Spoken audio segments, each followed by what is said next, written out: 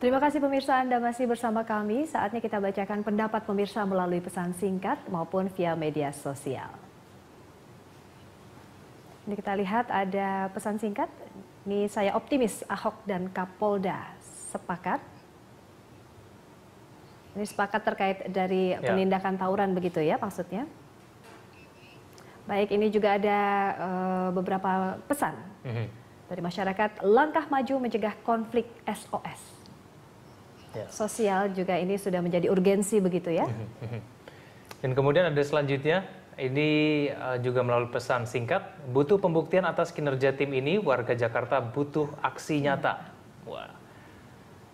Dan kemudian ada selanjutnya pemirsa ini yang dari nomor 0813 sekian-sekian, yang penting tim Pemprov dan Polda mau rajin berdialog dengan warga, khususnya di daerah yang jelas-jelas sering tawuran. Nah, itu tanggapan dari masyarakat sebagian, hampir semua ini positif Pak ya. Mungkin mereka menunggu-nunggu nih tim yang seperti ini nih. Sudah ditunggu-tunggu lama nih. Sudah ditunggu-tunggu lama. Pak Tito, saya ingin tanyakan kemudian, beda tidak sih Pak dengan penanganan di Jakarta dengan di Papua? Kan Pak Tito juga punya pengalaman banyak gitu di Papua ya. Dan di Papua ini pengetahuan saya, perang suku itu sudah menjadi budaya begitu dari tiap suku di sana. Ini bisa kita samakan nggak dengan kondisi Jakarta Pak? Ya, di sana juga memang punya banyak problem masalah konflik, mulai masalah konflik antara politik, terutama kalau sudah ada pemilu kada di sana, antara suku dan suku yang lain saling mendukung calon dari suku masing-masing, itu bisa menjadi pecah, menjadi perang. Kemudian konflik masalah tanah ulayat juga, karena tanah di sana bukan tanah negara, tanah ulayat, batasnya juga kadang-kadang nggak jelas, itu bisa pecah. Itu lebih susah lagi tuh Pak kalau untuk dibuktikan kemudian gitu ya. Konflik antara masyarakat pendatang dan masyarakat lokal, juga konflik antara warga lokal juga banyak terjadi, paling nggak 4 konflik di sana. Nah, ini penanganannya sama, kita harus proaktif prinsipnya, dialog lebih banyak, pertemuan lebih banyak. Tadi ada SMS, saya sependapat sekali, dialog itu yang paling penting, komunikasi, dialog, turun, bicara. Ini akan bisa mencairkan, meskipun permasalahannya kompleks, rumah yang kumuh, situasi yang sulit, kemiskinan, tapi sebetulnya bisa diselesaikan atau dicairkan dengan banyak dialog, banyak pertemuan dan lain-lain untuk menenangkan emosi yang tinggi gitu. Nah, sehingga kita bisa mencegah kalau terjadi ada kemampuan deteksi sangat penting. Begitu nanti ada potensi akan bisa membuat pecah, trigger faktor pemicu, cepat langsung ditangani. Nah, jangan sampai sudah pecah besar. Itu repot sekali. Baru nelfon polisi, wah udah. Polisi salah tembak lagi. Waduh, bahaya itu. Lambat. Ya. Ini Pak Tamrin, terkait juga feedback ya Pak ya, ini tim terpadu, tapi juga memerlukan feedback dari masyarakat. Ini ada guru, orang tua, dan juga aparat terkait di lingkungan. Ini harus melakukan apa urgensinya begitu? Ya, kalau secara kemasyarakatan saya kira satuan-satuan atau ikatan-ikatan pada tingkat komunitas, kalau di Jakarta itu RW, itu saya kira harus lebih kuat di situ. Nah, mudah-mudahan Pak Ahok itu sudah memberi gaji atau itu yang cukup kepada para RW dan RT. Kalau sekarang ini kan semua orang tidak mau jadi ketua RW dan RT. Karena itu kerja sosial kan. Betul. Tapi kalau ada imbalan yang cukup bagus gitu dari Pak Ahok kepada tingkat RT dan RW, itu sebenarnya ujung tombaknya. Nah, kemudian berbagai macam organisasi pemuda dan perempuan di tingkat RW itu juga bisa membantu.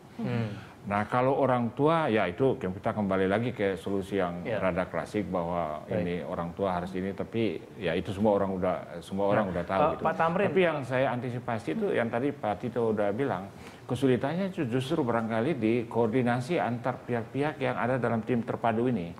Nah, untuk memadukan pihak-pihak yang berbeda-beda itu dalam satu tim yang terpadu, saya kira itu tantangan besar.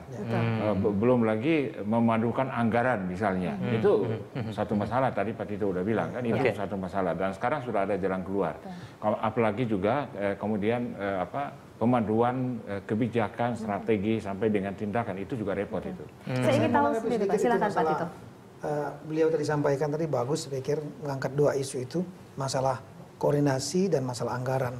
Jadi masalah koordinasi ini sebetulnya bisa diselesaikan berdasarkan pengalaman saya di Papua, itu dengan membuat standard operating procedure (SOP). Jadi begitu tim dibuatlah SOP-nya.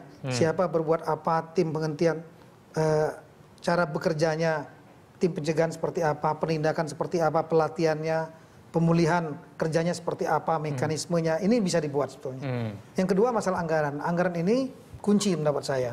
Setelah tim ini dibentuk, tanpa anggaran nggak akan jalan. Anggaran ini sesuai instruksi Presiden nomor 1 2014 jelas disebutkan dibiayai oleh Pemda. Nah, dari APBD. Oleh karena itu, APBD, Pemda punya problem kadang-kadang berpikir bahwa ini adalah ada instansi vertikal dalam tim itu, yaitu Polri dan TNI yang menjadi urusan pemerintah pusat, sehingga ragu-ragu untuk mengalokasikan anggaran. Nah, dengan adanya Inpres ini, saya pikir ini adalah merupakan payung hukum agar Pemda tidak ragu-ragu untuk mengalokasikan anggaran untuk kegiatan ini. Nah, kegiatan ini nanti dari tiga tim ini, berdasarkan pengalaman saya, itu 60% kegiatannya teralokasi untuk kegiatan pencegahan. Besaran anggarannya visible ini butuh berapa, Pak? Tergantung tantangannya. Dipetakan dulu tantangannya. Setelah itu nanti dianggarkan dihitung berapa kira-kira untuk pencegahan berapa, untuk penindakan berapa, penghentian kekerasan, dan untuk pemulihan alokasinya kira-kira berapa. Ya nanti itu semua terserah nanti dari Bapak Gubernur, pemerintah, apapun yang dialokasikan. Kalau sudah ada jadi syukur. Ya, itu pembahasan mengenai anggaran sudah dimulai, Pak? Sudah disetujui angka berapa ini akan? Belum. Cuma Pak Gubernur langsung menyampaikan komitmen begitu berdiskusi, beliau sangat setuju dan beliau mendukung pembentukan tim dan beliau juga siap untuk mendukung anggarannya. Oke, baik. Ini terakhir sebelum kita menutup dialog, Pak Tito mungkin bisa dijelaskan, Pak, ini kemudian tantangan dan juga hambatan ke depan akan seperti apa dan kemudian apa harapan dari Kapolda sendiri, bagaimana masyarakat untuk menanggapi mengenai tim ini, Pak? Iya, saya kira ini problema tim ini mendapat saya baik, menurut saya ya, dan ini merupakan instruksi dari nasional, instruksi dari pimpinan Presiden saat itu. Tim ini saya kira harus dibentuk, kemudian sehingga kita bisa menyelesaikan persoalan-persoalan konflik di wilayah Jakarta secara lebih komprehensif dan lebih sistematis, dan kemudian kita melakukan langkah-langkah yang lebih proaktif. Ini bukan berarti kita tidak tegas ya, tegas tetap. Ada pelanggaran hukum, tawuran terjadi, tangkap, proses tetap dengan cara-cara humanis. Tapi proaktif sebetulnya bisa, karena teorinya ada nih, teorinya beliau, teorinya terjadinya konflik itu selalu ada akar masalah dan ada trigger faktor yang sebetulnya di tiap tahapan bisa dicegah, tidak bisa jadi spontan begitu saja. Nah, ini tantangan kita ke depan saya kira adalah bagaimana tim ini bisa dibentuk, membuat SOP-nya, karena melibatkan mesin yang banyak. Mesinnya mulai dari tingkat provinsi, kabupaten, kota, sampai ke kampung. Melibatkan Babin Kamtipmas, Babinsa, kemudian Lurah. Nah, ini semua sampai ke atas. Bagaimana kita membuat agar mereka satu visi yang sama. Yang kedua adalah harapan saya agar tim ini segera dibentuk, Pemda mendukung anggarannya, segera semua pihak juga bisa mendukung, dan kita segera bekerja dan masyarakat juga bisa menanggapi positif. Saya kira itu. Oke, baik. Singkat saja Pak, terakhir ini untuk closing statement, bagaimana penanganannya agar tidak hanya di permukaan Pak, tapi kita menyentuh akar masalah agar selesai dengan maksimal. Iya, tadi sudah jelas sama Pak Tito kan, ada 3 bagian gitu ya. Betul. Pencegahan, penindakan, dan pemulihan. Yang bagian pertama dan kedua ini, yang ketiga ini, itu lebih banyak yang non Polri yang aktif. Tapi kalau penindakan Polri gitu. Nah, kemudian yang bagian pertama sekarang di tahap awal ini, saya mengharapkan Pak Gubernur DKI itu mengambil semacam leadership yang agak decisive. Supaya anggaran benar-benar ada, kemudian mekanisme yang tadi sudah dirancang itu benar-benar dilakukan, dan kemudian tim terpadu ini jangan tim terpadu musiman, tapi dia harus permanen, karena potensi konflik kita tinggi karena masyarakat majemuk. Selalu ada pasti. Selalu ada. Jadi dipermanenkan dan kemudian dianggarkan di APBD secara rutin. Dari tahun ke tahun harus ada gitu. Baik, kita harapkan tentunya tim ini segera terbentuk, anggaran segera cair, dan semoga konflik sosial di Jakarta bisa hilang begitu kalau bisa ya. Hilang sih nggak mungkin. Nggak mungkin Pak ya. Dicegah dan diturunkan. Baik. Saya juga satu lagi, yang dimaksud anggaran jangan sensitif. Wah, ini nanti polisi dapat anggaran, bukan. Anggaran ini selain untuk bekerja tim ini, juga untuk kegiatan masyarakat. Seperti tadi mau ada sepak bola bersama, seni bersama, itu kan anggaran dapat dinikmati oleh masyarakat juga. Oke, baik. Terima kasih Pak Tito atas kedatangannya, dan juga informasinya. Pak Tamrin juga terima kasih telah hadir berdialog.